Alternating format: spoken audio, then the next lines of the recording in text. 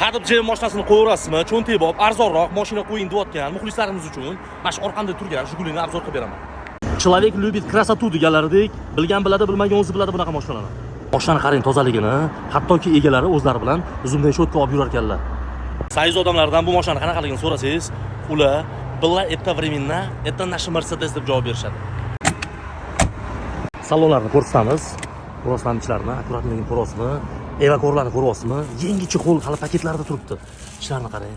Вообще akkuratni ekan. Ko'ryapsizmi? Hamma narsa ishlaydi. Hamma narsa. Yangi maytafonigacha bor ekan. Toki mana shu tarpetkalarni ham yangi qilib qo'yibdilar. Ko'ryapsizlarmi? Matoy bo'lib turibdi. Yurgan masofasi 74 minutga yurgan ekan. Egalar yetish bo'yicha o'zini probega deyapti.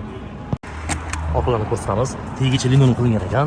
Tepalari ham to'g'ri koja qilib qo'yilgan ekan. O'shan holatini ko'ryapsizlarmi? Mana bagajlarni ochib ko'rsataman. Ishlarni qarang. Mana shu mazza qilib olasiz.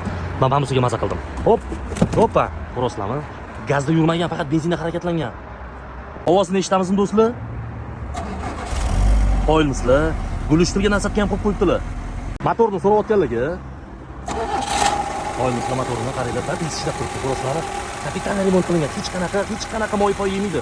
Bemalol kelib tekshirishingiz mumkin. Men sizga ham 5 ketdim. Ana endi yiliga qiziqayotgan bo'lsanglar, 2007-yilda ishlab chiqarilgan 04imiz.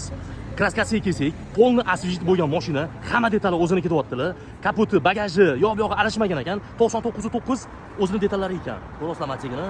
Xullas gap cho'zib o'tirmayman. Shu orqamda turgan legendarni Mercedes laqabli 04imizni $3500 ga beraveramiz. Videoni Jiguli olmoqchi yurgan tanishlik jo'natib qo'ying. Siz sababchi bo'lib qolasiz. Savdosi ham bor.